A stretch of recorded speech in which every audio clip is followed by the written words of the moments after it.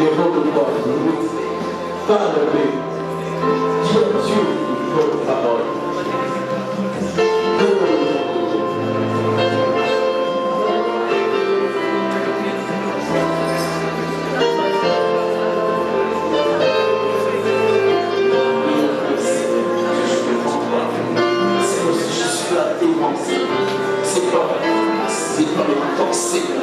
C'est pas ni de l'enseignement ni de l'enseignement, mais c'est ta grâce.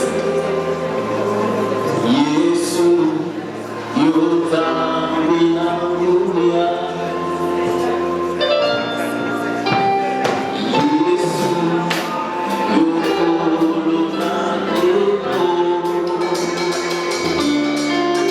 Yesu, yutamina dunia.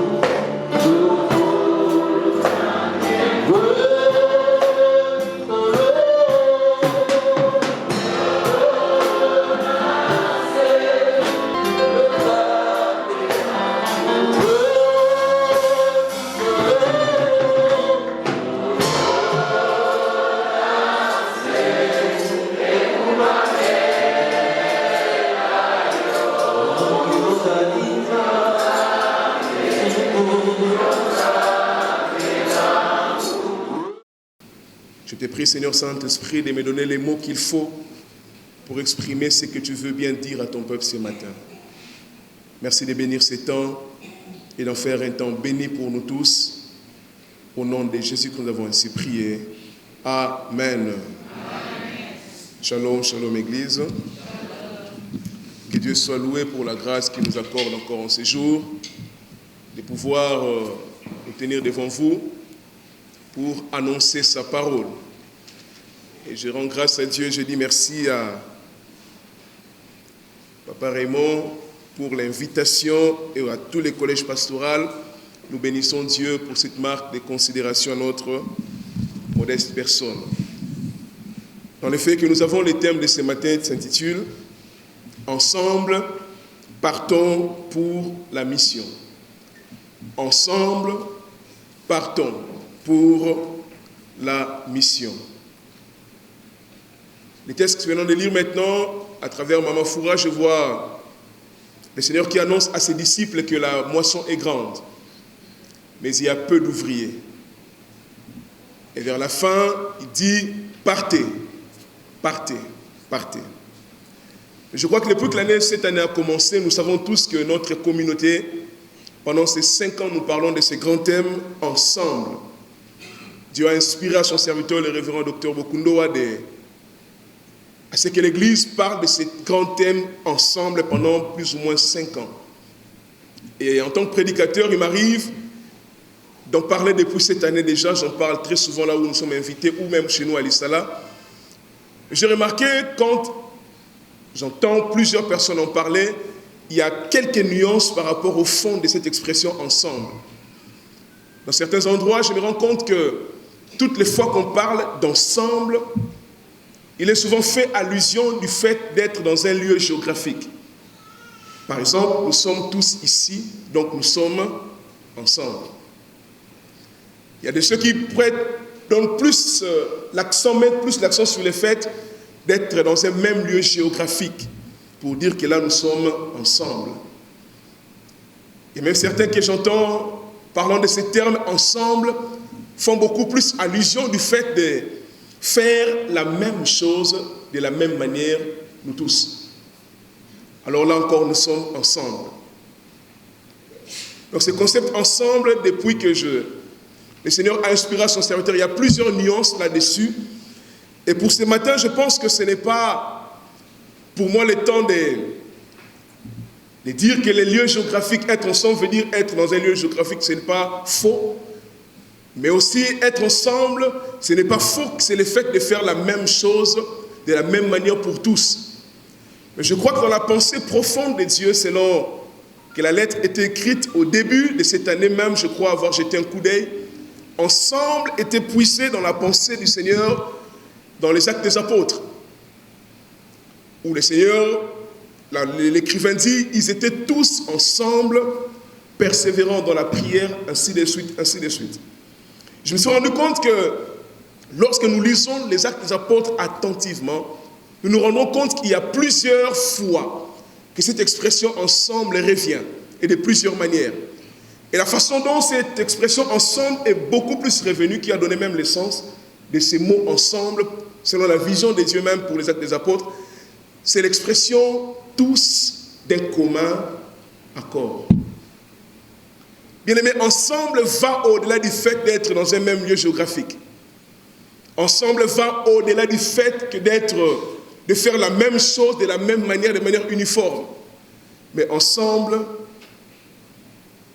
prend beaucoup plus son sens dans les Actes des Apôtres quand il parle plusieurs fois du fait qu'ils étaient tous d'un commun accord. Avez-vous déjà vu des personnes qui sont ensemble sans être ensemble? C'est-à-dire qu'ils sont dans un même lieu géographique, priant ensemble, adorant ensemble, mangeant même ensemble. Mais pendant ces temps-là même, il y a certains qui s'empoisonnent, certains qui se font du mal. Cela veut dire tout simplement qu'ils sont ensemble, physiquement parlant, mais leur cœur est partagé. Amen.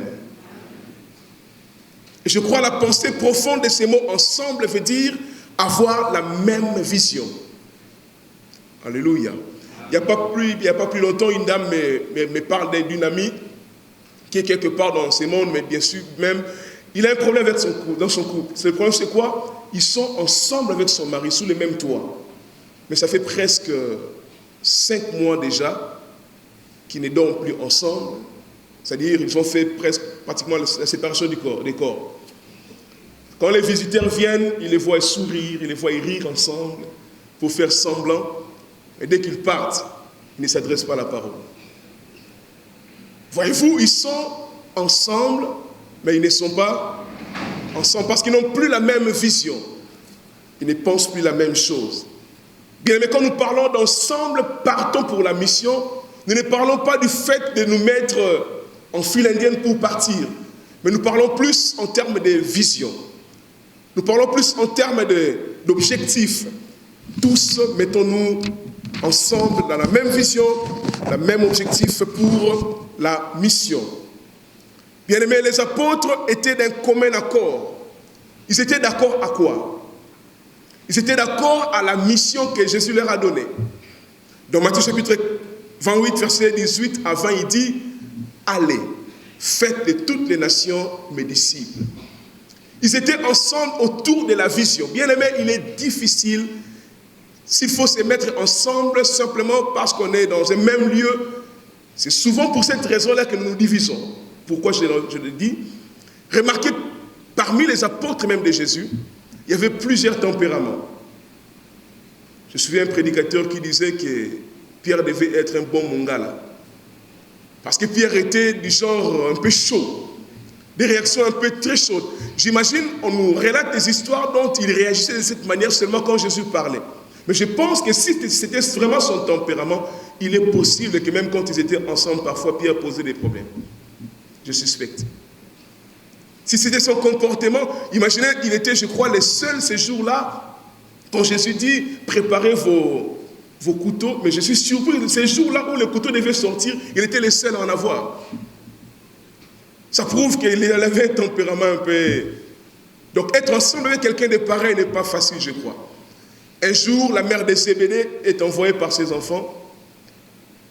Matthieu chapitre 20, il dit à Jésus, Seigneur, là c'est la mère qui dit, envoyée par Zébédée, son frère, il dit, Seigneur, permets quand tu seras dans ton royaume que mon fils soit l'un à ta gauche, l'autre à ta droite. Conflit de position. Et la Bible déclare que lorsque les autres apprirent cela, ils se mettent en colère. Je me dis, oh, c'est que vous aussi aviez besoin de ces mêmes postes.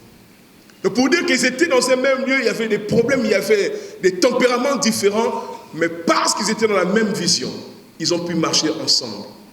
Parce qu'ils avaient la même vision, les mêmes objectifs, ils ont pu faire parvenir l'évangile jusqu'à nous aujourd'hui parce qu'ils sont allés ensemble dans la même vision. Mais aujourd'hui, chers frères et sœurs, l'urgence même de la mission n'est plus les battements de l'église, du cœur de l'église aujourd'hui. Aujourd'hui, c'est comme si la mission est devenue quelque chose de facultatif. Si on veut, on le fait. Si on ne le veut pas, on ne le fait pas. Mais Paul, l'apôtre de Jésus, pouvait prêcher l'évangile à tout prix. Vous savez, aujourd'hui, je ne pense pas qu'il est possible aux gens, à nous autres, dans cette génération-ci, que les gens soient prêts comme Paul. Je ne dis pas que c'est impossible, mais c'est vraiment rare que les gens soient prêts comme Paul d'aller en prison pour l'évangile, d'être fouettés comme Paul pour l'évangile. Bien, mais quand nous voyons les comportements de Paul, il dit « Malheur à moi si je n'annonce pas l'évangile ». Donc c'était sa préoccupation. Du reste, le jour où Jésus disait « Allez », il n'était pas présent. Mais il a porté la vision, il a porté la mission de tout son cœur. Il pouvait aller partout où Jésus l'appelait pourvu que l'évangile soit annoncé. Mais aujourd'hui, il me semble que la mission n'est plus les battements du cœur de l'Église. Bien, mais s'il est vrai, parce qu'il est vrai que l'ère de l'Église primitive a commencé par une grande moisson. Souvenez-vous, dans Actes chapitre 4, verset 4, la Bible déclare que ceux qui avaient cru en Jésus pendant la prédication de Pierre, plus ou moins 5000 personnes. En ces temps-là, c'était vraiment beaucoup de gens.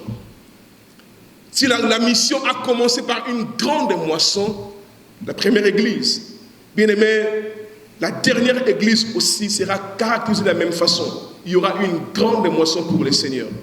Je l'ai trouvé dans Matthieu chapitre 24, verset 14, où la parole déclare « Cette bonne nouvelle de l'évangile sera prêchée partout dans le monde, alors viendra la fin. » Si c'est la grande moisson qui a inauguré l'église, c'est aussi la grande moisson qui va clôturer l'église. Jésus ne reviendra pas avant que cette bonne nouvelle soit annoncée partout dans le monde. Mais malheureusement, pendant ce temps-là, la plupart d'entre nous avions perdu la passion pour l'évangélisation. Avions perdu la passion pour gagner les hommes pour Christ. Et c'est là où j'ai revu un peu les comportements de Jésus par rapport à cela.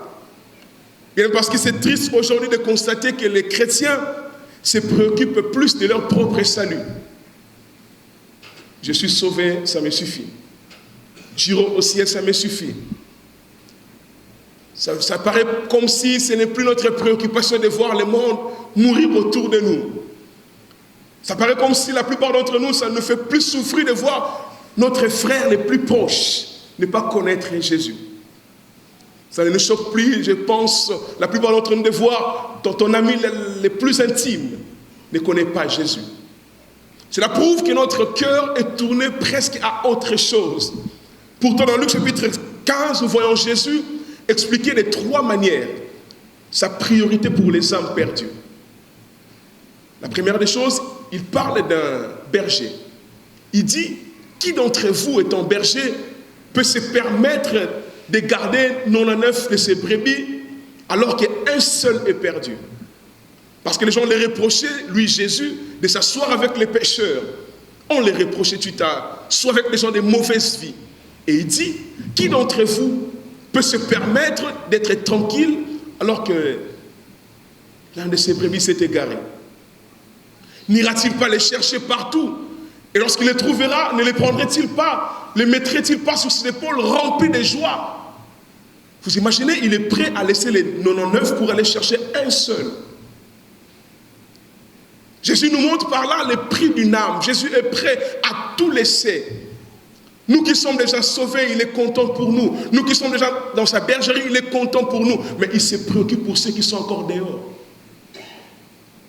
La deuxième image, il parle d'une femme. Il dit, une femme perd sa pièce d'argent.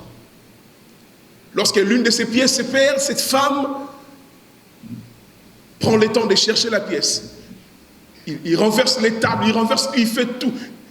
Elle allume même les lampes pour retrouver la seule pièce qui est perdue. Bien aimé, Jésus est prêt, selon ces 2 images déjà, de tout faire pourvu de retrouver ce qui est perdu. Nous qui sommes dans la bergerie, c'est déjà bon, mais il pense beaucoup à ceux qui sont dehors. Et la 3e image, il raconte même l'histoire d'enfants prodigues. Nous connaissons cette histoire, c'est un fils qui s'est dit, il a grandi et il voudrait bien partir. Et son père lui donne tout ce qu'il avait besoin, il s'en va, il perd tout, nous connaissons l'histoire. Et après quelques temps, l'enfant a tout perdu. Il dit dans son cœur, je vais rentrer chez mon père.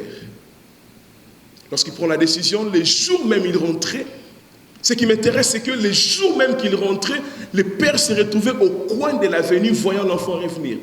C'est là où je me dis certainement, si les jours où l'enfant revient, il était au coin, c'est que la plupart du temps, il se tenait là pour voir. Est-ce que tu penses aujourd'hui qu'il reviendra, mon fils? Dans notre temps, le fils aîné se préoccupait des brebis de papa. Il se préoccupait de chanter pour papa. Il pensait que cela fait le bonheur du cœur du père. Mais je crois que le père se réjouissait en moitié. Parce qu'il savait que pendant que nous mangeons ici, il y a l'un de nous qui est dehors. Chers frères et sœurs, Jésus se préoccupe tous les jours de ceux qui sont perdus autour de nous. Notre salut, c'est bon, mais ça ne suffit pas. Nous sommes sauvés pour sauver. Et quand nous sommes à l'église, parfois nous oublions ceux qui sont dehors de l'église. Et la dernière image qui m'a intéressé dans le comportement même de Jésus, je pense à la femme samaritaine. Cette femme samaritaine, en ces temps-là, les Samaritains et les Juifs ne s'attendaient pas. Mais Jésus était prêt de parler à cette femme. Je pense même que sa réputation était mise en jeu. Pourvu de gagner cette femme-là. Parce que derrière la femme samaritaine, Jésus voyait une évangéliste. Parce que nous savons que cette femme a pu sauver toute sa contrée lorsqu'elle a connu Jésus-Christ. Bien-aimé, Jésus a besoin que nous puissions penser jour après jour à ceux qui sont dehors, à ceux qui ne les connaissent pas encore. Mais il est vrai que le contexte a vraiment changé. Le contexte a vraiment changé. Si au temps passé, les missionnaires pouvaient quitter l'Angleterre et l'Europe pour venir nous prêcher l'évangile, mais aujourd'hui, le contexte a vraiment changé. Mais en tout cela, malgré les changements de contexte, Jésus veut que nous puissions de toute manière gagner les âmes pour lui. Alléluia. Si nous ne reprendrons pas les bateaux pour aller évangéliser, si nous ne ferons pas comme les missionnaires l'ont fait, mais Jésus veut, quoique le contexte a presque changé, mais que nous puissions prêcher l'évangile. C'est pourquoi je vous propose ce matin, comment aller aujourd'hui? Parce qu'il dit partez. Je vous envoie comme des loups au milieu comme des brebis plutôt au milieu des loups. Même Jésus sait que c'est dangereux. Mais il dit partez parce que la moisson est grande. Alors comment aller? Parce que le contexte a changé. La première chose que j'ai retenue, c'est que nous devons aller et nous pouvons aller physiquement. Jusqu'à ce jour, bien-aimé, il est important que certains d'entre nous puissent accepter de se déplacer et aller même au fin fond pour évangéliser. C'est là où je me dis la nécessité, Christ a dit dans sa parole qu'il a donné à l'Église des gens comme pasteurs, apôtres, évangélistes, docteurs et prophètes.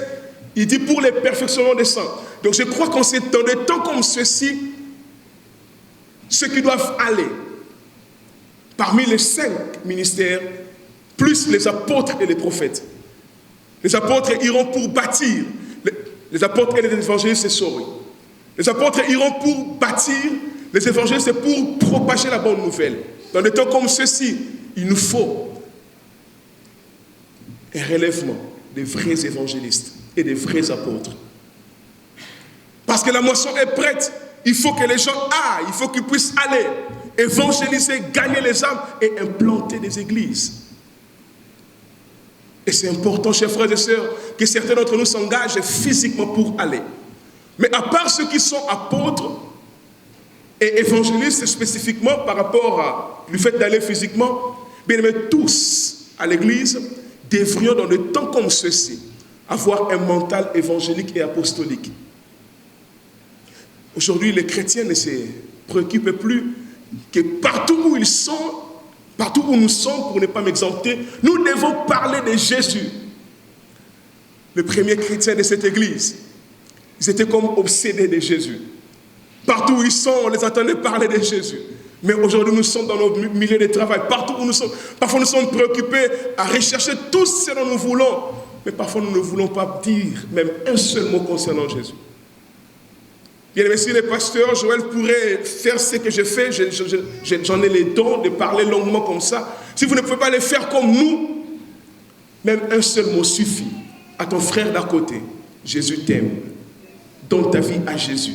C'est le Saint-Esprit qui transforme cette parole en un ouragan de mots qui va changer le cœur de la personne. Prenons le temps de parler même dans ces simples mots aux gens qui sont autour de nous. Nous devons avoir un mental évangélique et apostolique. Apostolique, pourquoi? Parce que bien, vous savez, cette expression apostolos ou apôtre était une expression courante en ces temps-là où Jésus vivait. Il y avait des gens qu'on appelait apostolos ou apôtres. Jésus a emprunté ces mots pour décrire la mission de ses apôtres à lui. Qui étaient les apostolos? C'était des hommes qui étaient formés, avaient vraiment la maîtrise de la vie romaine, la maîtrise de la vie de ces temps-là. Alors, puisque Rome était la puissance mondiale en ces temps, lorsqu'ils ont conquis une nation, ils avaient un choix, soit de prendre ceux qu'ils ont colonisés, les amener jusque chez eux, soit aller les coloniser là où ils sont. Ainsi, ils envoyaient les apostolos, des hommes qui ont un mental, qui ont la maîtrise, pour aller donner à ces gens qu'ils ont colonisés la mentalité romaine, mais quoi qu'il soit chez eux. Quelqu'un comprend de quoi je parle?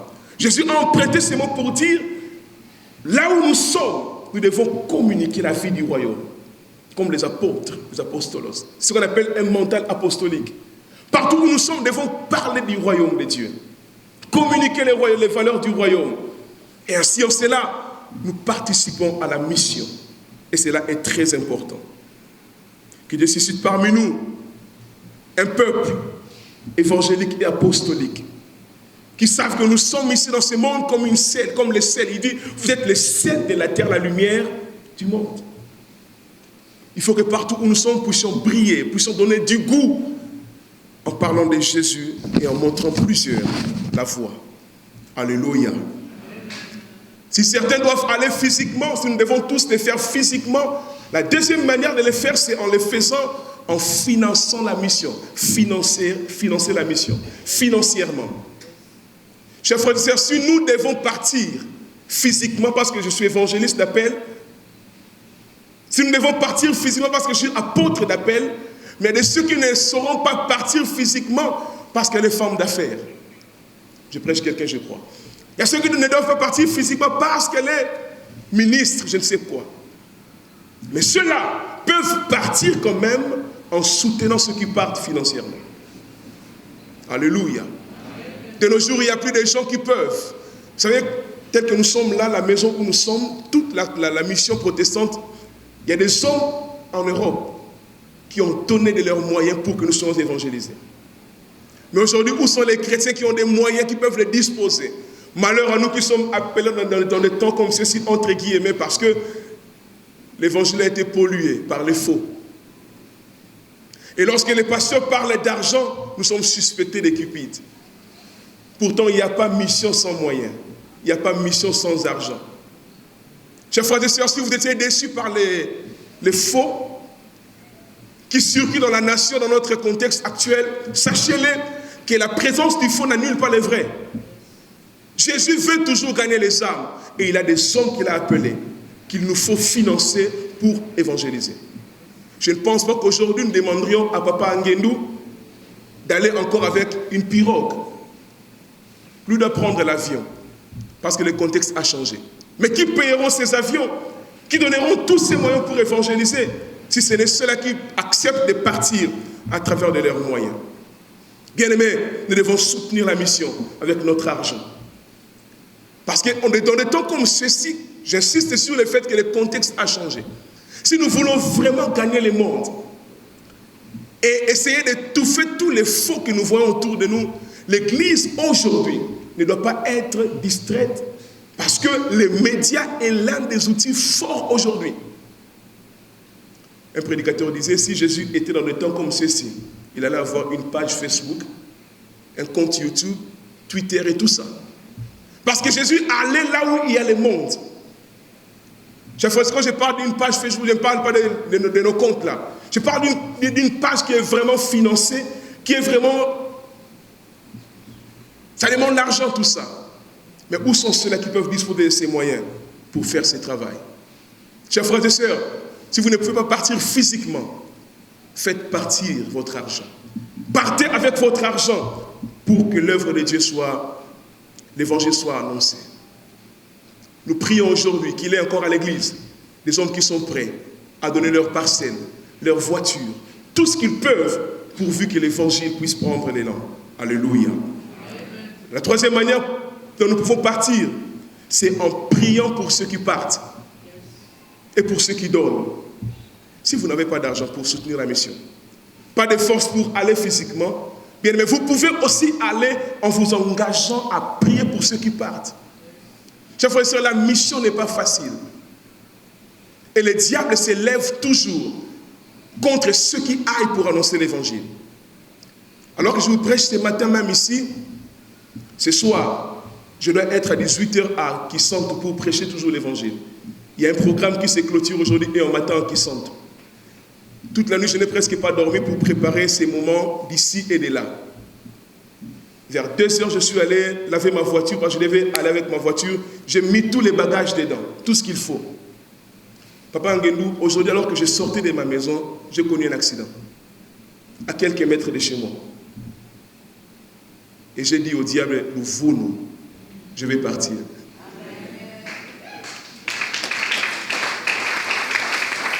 J'ai ramené la voiture à la maison, j'ai dit à madame, chérie, je viens de connaître un accident. Prends le contact, je pars. J'ai pris mes bagages, je suis allé prendre mon frère et je suis venu ici. Et ce soir même, que ce soit en moto, à pied, j'irai jusqu'à Kisante. Parce que je sens que si la mer se déchaîne, c'est que le fou des Gadara doit être sauvé. Lorsque le diable a su qu'un fou doit être sauvé, il fait agiter la mer. Alors il faut des gens, je pense que ma femme, je ne l'ai pas dit ça, mais je crois qu'elle doit décréter un jeûne pour son mari qui part. Pour la première fois, en sortant pour aller prêcher, ce matin même, j'ai connu un accident. Alors, où sont ceux qui prient pour nous qui prêchons? J'ai remarqué, Papa Ngendou, alors que les Philistins s'arrangeaient et faisaient tout ce qu'ils peuvent pour détruire Samson, l'Église ne priait pas pour Samson. Les Juifs ne priaient pas pour Samson. Aujourd'hui, il n'y a pas ceux qui nous portent à cœur. Il n'y a pas ceux qui portent les pasteurs, les évangélistes à cœur pour prier. Ce travail n'est pas facile, chers frères et sœurs. Si vous ne pouvez pas aller physiquement, restez à genoux pour soutenir ceux qui partent. C'est un travail spirituel, avec beaucoup d'enjeux. Je crois avoir la trentaine. Imaginez, face à cet accident-là, je laisse une veuve là. Vous voyez que ce n'est pas intéressant. Mais je sais que ça, c'est le diable. Il veut m'intimider. Mais bien aimé, si l'Église peut prier pour ceux qui partent, c'est de cette manière-là aussi que nous sommes en train d'aller tous pour soutenir la mission. Et en conclusion pour ce matin, Jésus dit, la moisson est grande. Parlant de la mission, il parle de la moisson qui est déjà grande. Mais le monde est ouvert. Le monde a besoin de Jésus. Le monde désire le vrai Jésus de la Bible. Qui sont ceux-là qui peuvent aller vers ce monde pour leur parler de Jésus? La moisson est grande. Il n'y a pas plus que... Bien aimé, si hier les gens avaient besoin de Jésus, aujourd'hui, c'est encore pire parce que quand nous voyons ce qui se passe dans le monde, nous sentons que Jésus est vraiment désiré par le monde. Quand le péché grandit, nous savons que Jésus est à la porte. La moisson est grande, cher peuple de Dieu. Il faut que nous puissions aller. Même au milieu des loups, nous puissions aller. Nous devons aller. Même avec tous ces tumulte, nous devons aller pour prêcher l'évangile. Bien aimés, nous devons nous engager tous, soit physiquement, financièrement ou en priant, pourvu que la mission puisse aller de l'avant. Et aussi, partout où nous pouvons être, partout où nous pouvons nous retrouver, en mangeant, en étudiant à l'université, dans nos entreprises, n'oublions pas de parler de Jésus. Je ne pourrais pas finir ce temps pour revenir à ce que je disais par rapport aux médias. Chers frères et sœurs, si nous avons l'argent, mettons-les afin que nous puissions avoir un média efficace. J'ai béni Dieu pour Banquet Céleste. Mais je prie Dieu que dans les jours qui viennent, qu'on ait banquet céleste et TV. Alors quelqu'un ne dit pas Amen, je ne suis pas d'accord. Dans tout TNT, je ne vois pas CBFC TV. Bien aimé, aujourd'hui c'est presque rien. C'est presque rien. Un peu de volonté, nous pouvons en avoir. Oh, quelqu'un dit Amen à cela, je pense. Nous voulons bien nous accommoder au contexte, afin que de toutes les manières qui se doivent, nous puissions présenter Jésus au monde. Que tu nous donnes des gens qui pourront aller physiquement, comme nous autres là. Nous sommes prêts pour aller physiquement. Ceux qui peuvent aller financièrement et ceux qui peuvent aller tout en restant à genoux pour ceux qui sont partis physiquement. Que Dieu bénisse sa parole au nom de Jésus-Christ. Amen.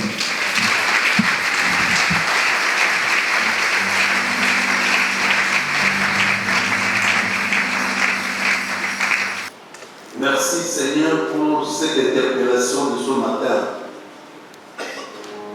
Merci parce que en rentrant auprès du Père, tu nous as laissé un ordre suprême auquel nous devons obéir et accomplir. Aller faire les disciples, toutes les nations. Ces nations qui connaissent des grands bouleversements, ces nations actuellement qui connaissent des grands défis, ces nations, Seigneur, où chacun fait ce qu'il veut, mais toi tu veux que nous puissions y aller. Oui, Seigneur, nous te bénissons pour ton amour, pour ta sagesse, parce que tu dis, je vous envoie comme des agneaux parmi les loups. Oui, Seigneur, nous partons comme des agneaux, mais toi-même qui vas t'occuper de ces loups-là, Seigneur. Merci de pouvoir nous occuper de ces loups et nous partons faire la mission que tu nous as confiée. Oh Seigneur, tu es le Dieu du temps et le Dieu des circonstances. Si hier n'avait pas de télé, mais aujourd'hui, Seigneur, nous avons ces moyens techniques qui nous permettent d'atteindre un grand nombre de méritants. Seigneur, bénis ton peuple, bénis ceux qui partent physiquement, bénis aussi ceux qui ont des moyens financiers pour soutenir la mission. Seigneur, écoute les prières de ceux qui luttent à genoux pour que cette bonne nouvelle atteigne toutes les nations. Ces brebis qui meurent de faim et de soif, ces brebis qui appellent en vain. Oui Seigneur, nous voici venus auprès de toi pour t'aider à les retrouver. Tu peux compter sur nous, ô Seigneur, parce que c'est la grande moisson que tu nous as donnée, l'ordre suprême que tu nous as donné, Seigneur. Nous comptons, Seigneur, sur ta présence, car tu as dit, voici, je suis avec vous tous les jours. Nous voulons y aller, non pas seulement nous-mêmes, mais avec toi, Jésus. Nous atteindrons nos objectifs et nous ne perdrons pas notre vision. Nous voulons quitter ces lieux, Seigneur, de culte pour aller dans ce monde où il y a beaucoup de changements, ce monde où il y a beaucoup de défis. Oui, Seigneur, avec toi, nous ferons des exploits. La grâce de notre Seigneur Jésus-Christ, l'amour insondable de Dieu le Père, la communion du Saint-Esprit, soit notre partage aujourd'hui et pour toujours. Au nom du Père, du Fils et du Saint-Esprit.